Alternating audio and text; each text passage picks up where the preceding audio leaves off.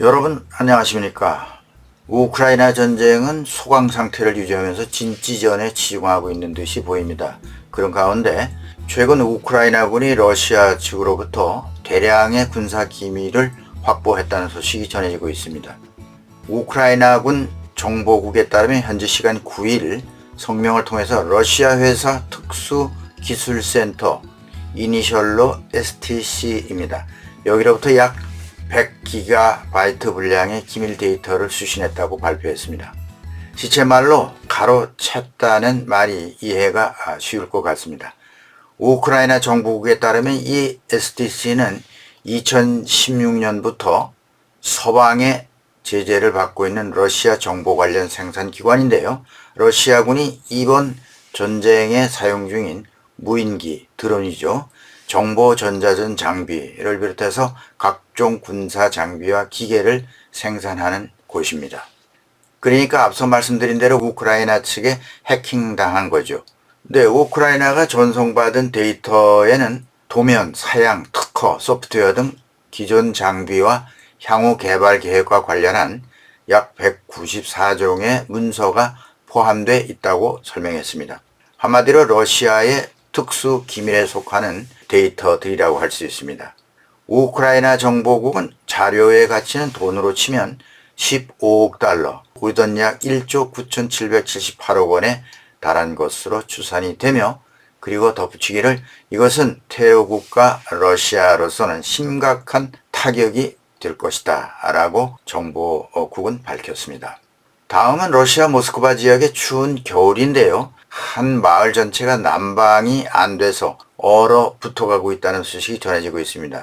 최근 나흘째, 이 영상이 나갈 무렵이면 한 5, 6일 정도 되겠습니다만 난방과 온수가 공급되지 않고 있다고 합니다.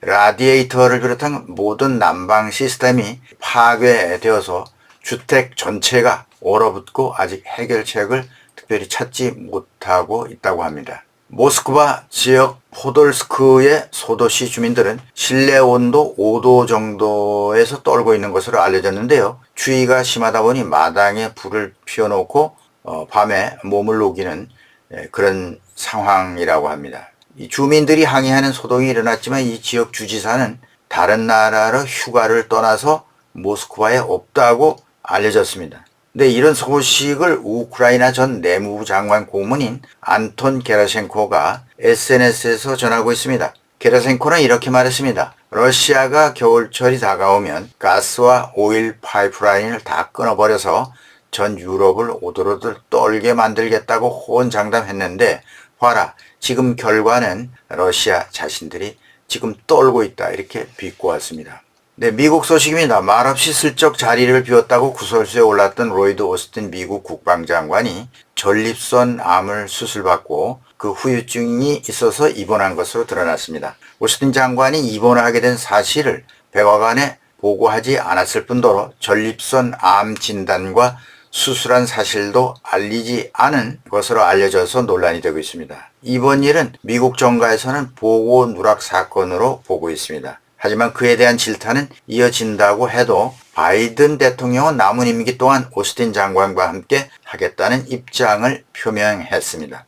네, 다시 러시아 소식인데요. 최근 시베리아 북서부 지역의 야말로 네네츠 자치구의 하르프 정착존에 있는 제3교도소 IK3로 알려진 이 혹독한 교도소에 이감이 된 사실로 밝혀진 야권 지도자 알렉세이 나발리의 모습이 처음 공개되었습니다. 현재 그는 교도소 측에서 비디오 링크를 통해서 처음으로 모습을 드러냈는데요. 이 나발리는 러시아에서 대규모 반정부 시위를 조직했던 야권 지도자지요.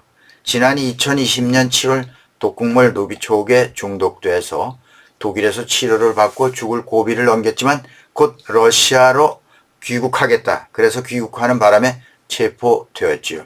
그의 독살 시도에 러시아 정보기관이 관여되어 있다는 의혹이 나왔지만 러시아 정부는 이를 부인하고 있습니다. 러시아 법원은 지난 2021년 2월부터 열린 1년의 재판을 통해서 나발리에게 불법 금품 취득, 극단주의 활동, 사기 등 혐의를 적용해서 30년 이상의 징역형을 선고했습니다.